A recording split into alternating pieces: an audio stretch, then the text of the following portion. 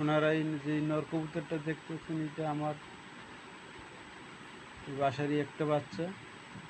দুইটা বাচ্চা ছিল, বাপ মা আমি বেঁচে ফেলাইছি, আর বাচ্চা দুইটা আমি নিজে হাতে খাওয়াইয়া বড় করছি।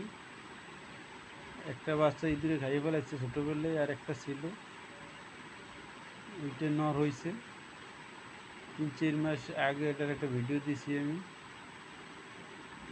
তারপর এটার লেগে একটা মাদি কবুতর জোড়া দিলাম, দেওয়ার পরেই 1 সপ্তাহের ভিতরে ডিম দিচ্ছে, কিন্তু ডিম দুইটা জমে নেই, আবার নতুন করে আবার ডিম দিচ্ছে। দেখা যাক এবারে ডিম দুইটা জমে কিনা। যদি জমে তাহলে আবার আপনাদেরকে বাচ্চার ভিডিও দেব। আপনারা দোয়া করবেন যাতে আমার ডিম দুইটা ফোটে।